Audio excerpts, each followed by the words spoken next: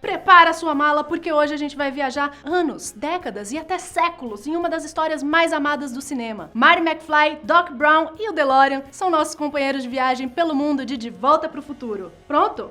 Então vamos nessa.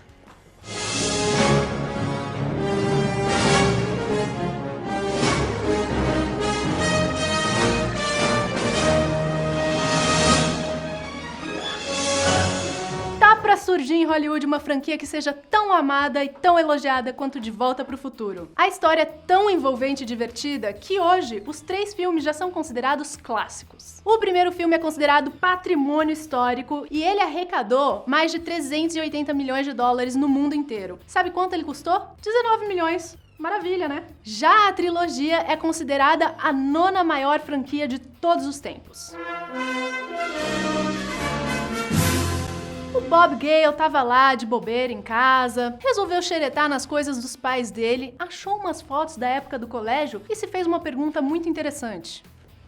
Será que eu seria amigo do meu pai se a gente tivesse estudado junto no colégio? Claramente, o único jeito de saber a resposta para essa pergunta é com a ajuda de uma máquina do tempo. Em vez de tentar quebrar a cabeça inventando uma no mundo real, como vários cientistas fazem, o Gale criou uma no maravilhoso mundo dos roteiros junto com Robert Zemeckis. A ideia demorou um tempão para ser comprada, até porque ela era bem diferente do mundo que a gente conhece. O Marty era contrabandista de filmes piratas, o crush da versão jovem da sua mãe por ele não foi visto com bons olhos, e a viagem parecia doida demais para um blockbuster. Para você ter uma ideia, a máquina do tempo ia ser totalmente diferente. Em vez do DeLorean, eles pensaram em fazer a máquina do tempo numa geladeira. Só que aí bateu uma preocupação. Vai que alguém tenta fazer isso em casa e fica preso na geladeira. Melhor trocar, né? E o dono da DeLorean só lucrou com isso. O roteiro de Volta pro Futuro foi rejeitado 1, 2, 3, 4, 5, 40 vezes antes de receber o sinal verde da Universal Pictures. Mas quando ele chegou, não podia ser mais empolgante. Além do Zemeckis poder dirigir o filme que ele escreveu junto com um amigo, fazer parte de um grande estúdio de cinema tinha alguns bônus especiais, como ter o próprio Steven Spielberg na produção executiva do filme e poder até tranquilamente trocar o ator principal no meio das filmagens.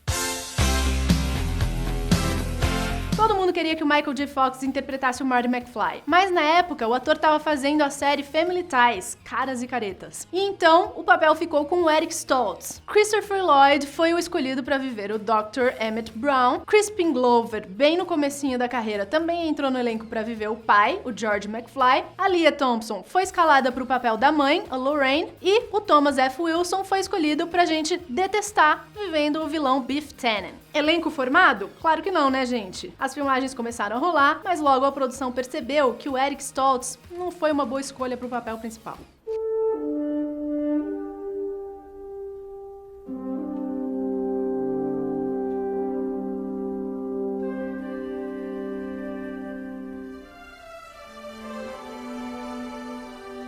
As piadas do roteiro estavam ficando muito sérias na interpretação dele e isso dava uma pegada pro filme meio dramática e dark, que não era o que eles queriam. Foi aí que eles resolveram tentar a sorte mais uma vez com o Michael J. Fox e, no meio das filmagens, ele entrou pra fazer o filme enquanto ele fazia a série ao mesmo tempo. Loucura.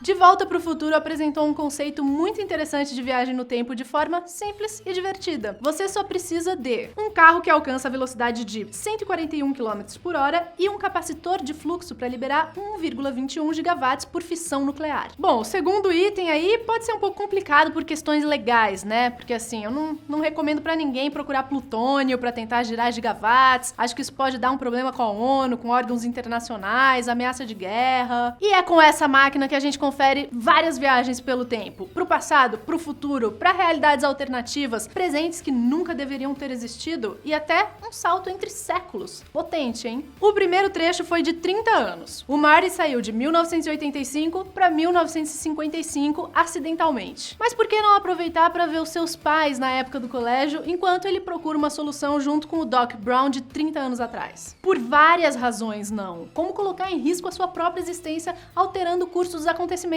Mas ele ignorou os riscos, foi lá mesmo assim e a gente agradece. Só num filme mesmo pra gente mostrar tudo que o Marty causou chegando em 55. Quer dizer, o que o Calvin Klein causou. Pra começar, ele foi lá responder a pergunta que gerou tudo isso. Será que eu seria amigo do meu pai?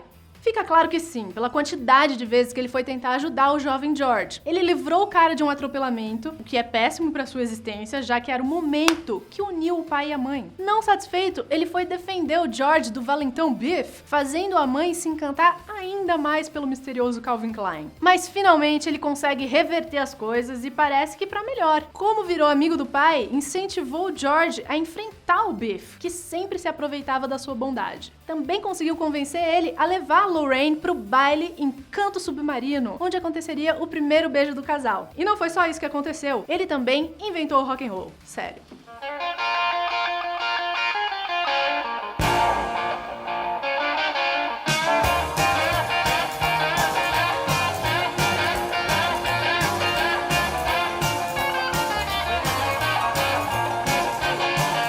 O sonho de astro do rock se tornou realidade no passado nessa super apresentação que ele fez no baile do colégio. Ele se empolga um pouco e dá pra ver que a galera tava pronta pra Chuck Berry, mas não tão pronta assim pra Jimi Hendrix. Depois disso, o Marty voltou para 1985 e criou o primeiro paradoxo. Ele alterou totalmente a realidade. Agora os pais são bem-sucedidos, moram em outra casa, os irmãos nem parecem mais os mesmos e o George é o patrão de um Biff bem sem graça. Estranhamente, o Marty não mudou nada, até porque ele é o Marty original, né, do primeiro 1985. Mas a brincadeira do paradoxo só estava começando.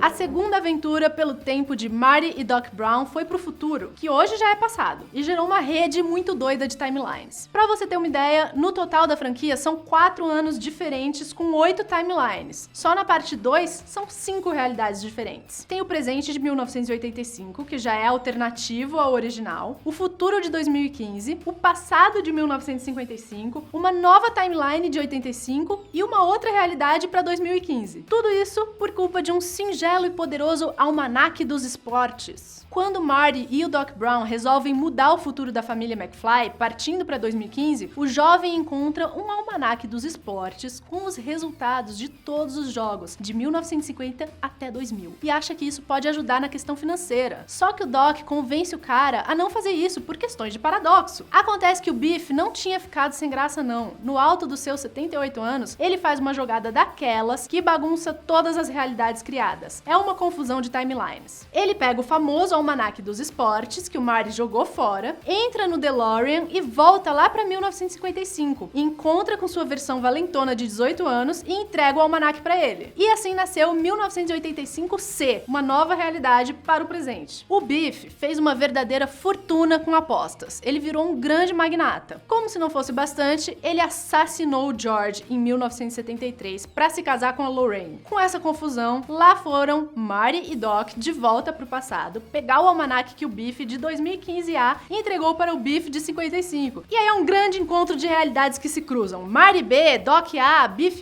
B, doideira doida.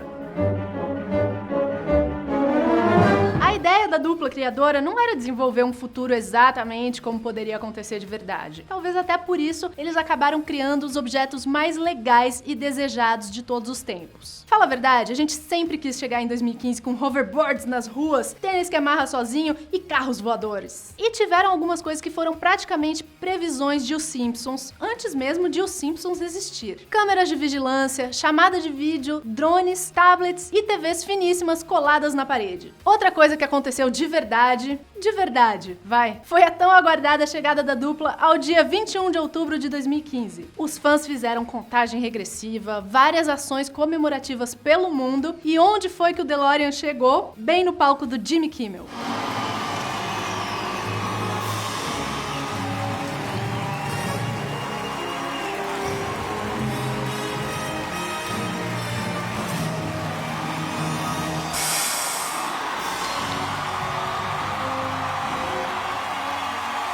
Essa cena fez muito marmanjão umedecer os olhos, sentir aquele arrepio e praticamente voltar no tempo. Até os atores não conseguiram esconder a emoção da volta de McFly e Doc Brown. Sem contar que foi divertidíssimo ver a dupla um tanto decepcionada com o nosso 2015 em comparação com o 2015 deles. A coisa mais legal que a gente criou até hoje foi o Cronut, que é o doce que mistura croissant com donut.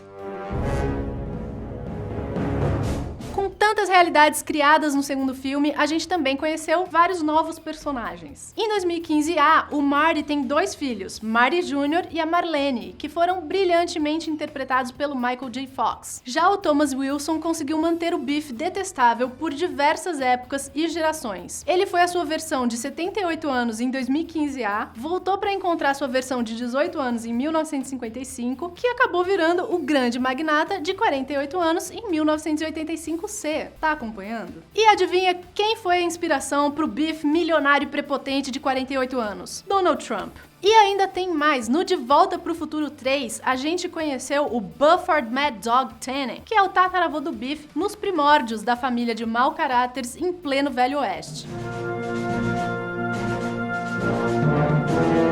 Justo na hora de voltar pro presente de 1985, que seria o D, no caso, um raio atinge o DeLorean e altera tudo. Então, lá vai ele encontrar o Doc de 55 de novo, pra tentar dar um jeito no DeLorean e ir salvar o Doc de 85, e convence o cientista a voltar no tempo. A chegada do Marty no Velho Oeste é simplesmente maravilhosa. O DeLorean aparece do absoluto nada no meio de um conflito entre a cavalaria dos Estados Unidos e os nativo-americanos. Aí uma flecha acaba acertando o tanque do DeLorean, que fica sem combustível para voltar pro presente.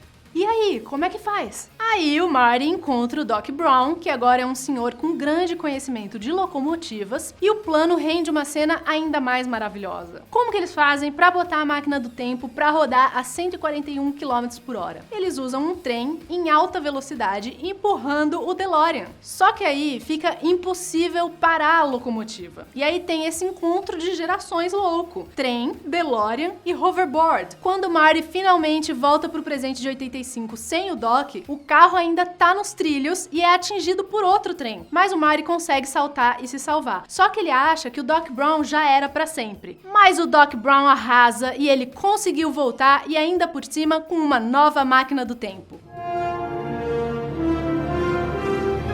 No cinema, De Volta pro Futuro parou no terceiro filme, mas a franquia ganhou outros desdobramentos. A Universal criou uma série de animação com direito a vozes de alguns dos atores do filme original, como Christopher Lloyd e o Thomas F. Wilson. A série teve 2 temporadas e chegou ao fim em 92. A dupla de criadores do filme também lançou alguns comic books da franquia, detalhando como foi o primeiro encontro do Marty com o Doc Brown e várias outras histórias não abordadas no cinema. Mas o estúdio não ficou só na série não. Ele também apostou numa atração que deu super certo por quase 30 anos no parque da Universal. Era o Back to the Future The Ride, um simulador onde a gente podia viajar no tempo atrás do vilão Biff. Sem contar que era uma espécie de pequena sequência da parte 3, com conteúdo exclusivo e tudo. You've got to catch Biff. The fate of the entire universe rests in your hands. Watch those jaws!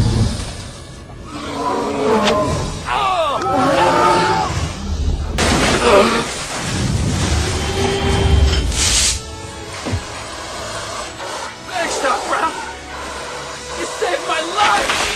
Boyhood, it's a new E quando a gente achava que não ia rolar mais nada mesmo, chegou o musical. Em 2012, foi revelado que uma produção musical inspirada no primeiro filme estava em desenvolvimento. A ideia era lançar justamente em 2015, quando Marty vem pro futuro no segundo filme. Só que não rolou. O diretor James Lloyd deixou a produção por diferenças criativas com os Emmys e o lançamento foi adiado para 2016. Só que hoje é 2019, né, gente? E a gente não ouviu falar mais nada sobre o musical. E aí?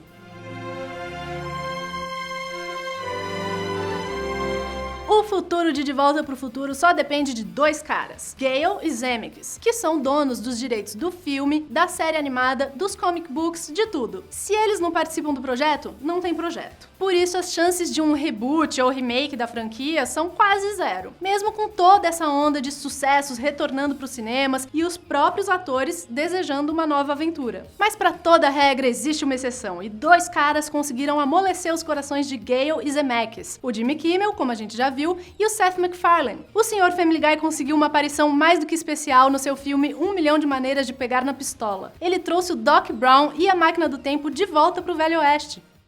Hello?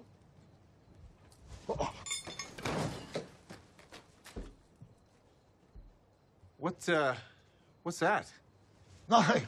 It's a weather experiment. Oh. Great Scott! Isso deixou a gente com um gostinho de quero mais, né? Quem sabe um dia alguém monta uma máquina do tempo de verdade e volta pra convencer Bob Gale e Robert Zemeckis a fazer mais um filme. Se até o tênis que amarra sozinho virou realidade, DeLorean viajante pode surgir a qualquer momento. Curtiu o vídeo? Então dá um like, se inscreve aqui no canal da TNT e até o próximo. Tchau!